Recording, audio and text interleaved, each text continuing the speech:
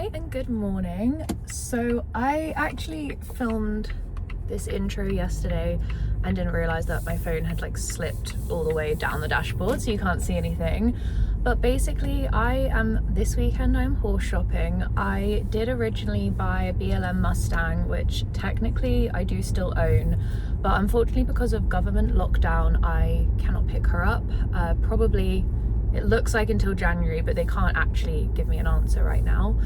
So I have decided to go ahead and buy a horse in the conventional way because I have a lot of time right now and I really want to start producing a youngster.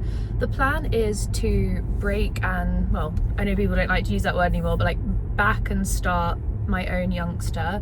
But today, which is day 2 of horse viewing, I'm actually going to view a 4-year-old that has just been started, so it's already under saddle, so maybe a little further along than I would want, but he looked really sweet, and I know the trainer personally, and I think they're a really great trainer, so I thought, you know, it would speed up the process a little bit if all I have to do, I say all, this is probably the longest part, but if what I have to do is just produce them rather than start them from the very beginning. So I thought, let's give it a go. He's not really what I'm looking for because I did want something completely unstarted, but you know when you sort of see a picture in a video and you get a little inkling that they might be the right horse for you. So I'm just looking at the map. So we're gonna go and look and we're going to see how we feel. I won't really be able to film anything there, but I am gonna ask the trainer if he can film me riding around on the horse. His name is Ezra. Don't be expecting anything fantastic. He has only been lightly started, so wobbly baby, but I'm really excited.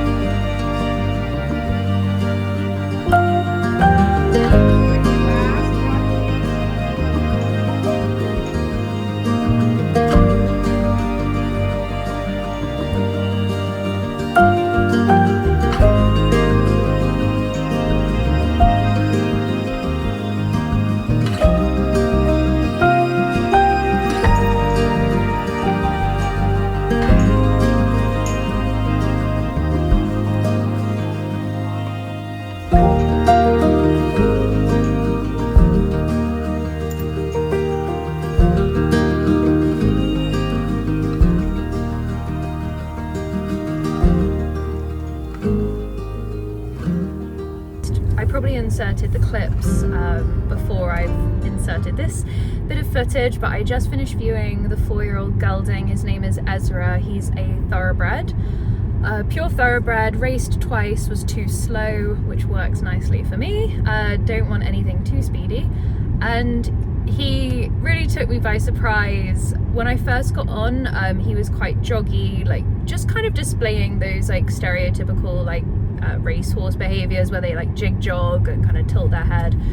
But after I'd say like 5 minutes, he settled down completely and he was a sweetheart. Like I mean, he's 3 rising 4, and I felt so safe on him. He had no nasty intentions, really sweet boy, and moved beautifully. I've never owned, but have ridden a few thoroughbreds, and I don't always love their movement, if I'm being honest, but he moved a lot like a show pony, which I loved.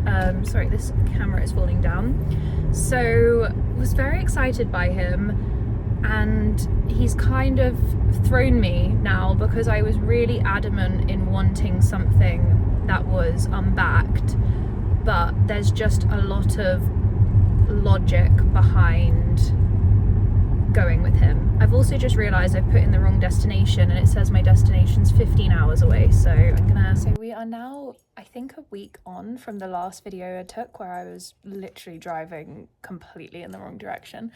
And we did go ahead and purchase Ezra, which is so exciting. So I had a full vetting done on him. I haven't bought an off-the-track thoroughbred before, and I was just a little bit nervous because you hear stories online, and I probably shouldn't have gone online because everything was like, oh, they're gonna have this injury, that injury, etc. But I've gone with the vet's advice, and the vet said that he had extremely clean legs. I did opt for x-rays. I kind of hate myself a bit for that because I've always said like there's no point doing x-rays because they can hurt themselves like the minute after the vet leaves. But I did go for x-rays of his back just to make sure that there was no kind of signs of kissing spine or anything like that, because the vet had told me that thoroughbreds are a little bit more prone to this. He actually said 80% of thoroughbreds, so I don't know if that is a correct statistic, but it did come from medical professionals. So I went ahead with the back x-rays. They were completely clean. He said, and I quote, you could drive a truck through the gaps in his vertebrae. So that was exactly what I wanted to hear. So anyway, a really clean vetting, like couldn't have gone better. So we went back the next day and purchased him. And then we drove back up to the mountains, which is where we're living and which is where Ezra is going to be staying with us for the foreseeable future. We are moving house, so there'll be moves to come for him, but for now he'll be living up in the mountains of Arizona, which I'm so excited because I get to explore all the mountain trails with him. So he's getting delivered tomorrow, so I am a little bit nervous because it's a little bit of a treacherous, it's not really that treacherous, but it's a long drive, it's a windy mountain road, and I'm just a bit nervous because I'm a nervous person. But hopefully he gets here safely. He's meant to arrive at 10 a.m. tomorrow, so this time tomorrow he will be safely tucked up in his paddock with his dinner, and we will be getting ready to start our journey together. So yeah, next video will be with him. So I just got the text that Ezra will be arriving in about 20 minutes. So I'm gonna head up there. I've bought some storage for his saddle and bridle and boots and all of that. So I thought I'll get that prepared. And also I just can't wait at home any longer because I am far too excited. So yeah, he will be here in 30 minutes and I can't wait to see how he is and how he traveled. And yeah, just get started.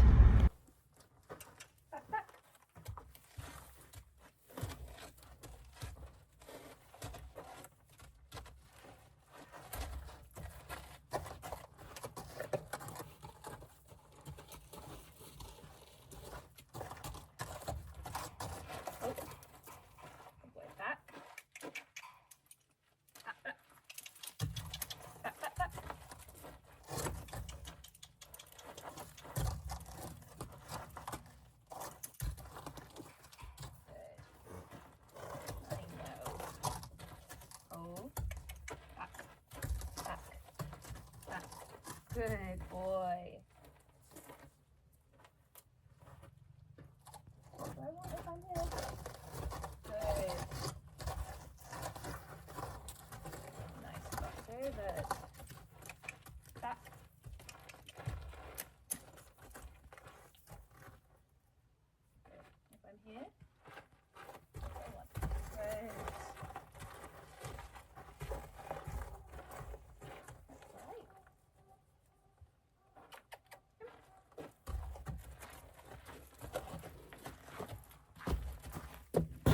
Good boy. Hi, sweetie. So obviously not the best camera angle. We have just had to have, the wrong grammar. We've just had to do about, how long do you think, Ezra? I'd say half an hour, maybe 40 minutes of groundwork. I mean, not even groundwork, like body work. But he was just really, really stressed, and I didn't want to just leave him to self-manage. So I helped him along, and I'm really glad I did, because he wasn't eating or settling, and he was really scared to come up on this sort of platform where they eat. And now it's amazing that I'm seeing him eat his hay. Careful of your ears, sweetheart. You are very tall. But to see him eating his hay and just like he's really found peace. So I'm so happy for him. This is exactly what I wanted to see. Ezra, you are silly. So I have helped him navigate the platform and find his hay, but he's not figured out that I really want him to do this himself. I don't want to help him here. I want him to figure out that he can get up here himself without me helping him. And he's decided he doesn't want to do any self-help, and he wants to be spoon-fed everything.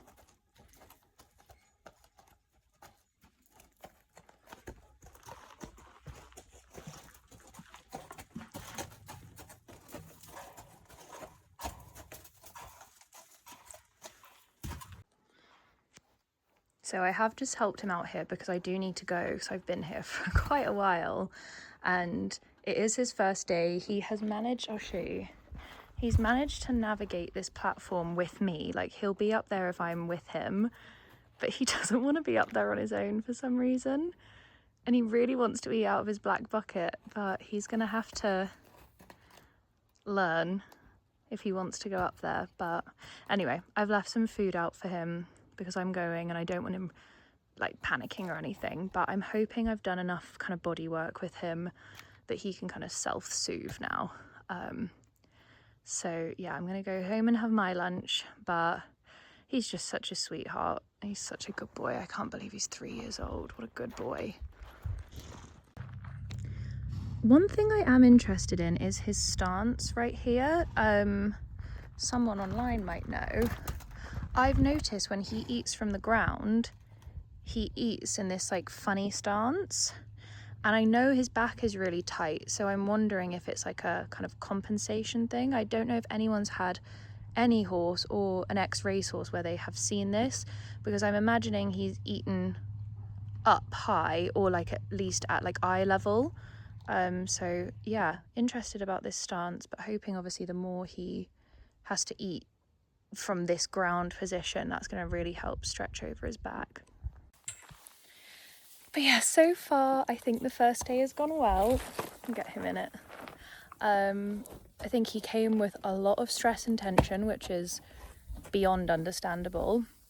And yeah, it was interesting because I've always just left horses to kind of like self-soothe, but he really benefited from like I said, I had no intention, and never have I before done 40 minutes of groundwork with a horse that just arrived off the trailer, but I just felt like he really needed it. And I didn't want to leave him, I mean it's hot here, I did not want to leave him trotting around a pen unsure of things, and I feel like that groundwork's really helped. So come back later, I'll see if he's pacing. I'll ask the staff here if he's been pacing at all, and if he has, I think I'll do another groundwork session, and if not, I'll just give him a brush and leave him. But yeah, a successful first day. I can't believe he's here. So I realised I never really summed up the video at the barn, but yeah, it's been 5 days since I've had Ezra. I'm so pleased with like how he's doing. I'm under no illusion, is that the right word, that it's just going to be like uphill progress every day. I have done this before and I know it literally goes like that, but right now we're riding the high of a great first week. He did decide he didn't want his back left shoe on anymore, so I was going to do my first ride tomorrow, and film it and everything, and I was really excited, but that is on standby. So we'll just do some more groundwork tomorrow, probably take him on an in-hand trail ride, because that is something I know he has never done. But anyway, thank you for watching. I'm gonna probably be doing one video a week, maybe two, of like some kind of training sessions with him and some more vloggy type videos. So yeah, if you want to keep up with our journey, please subscribe, and thank you for watching.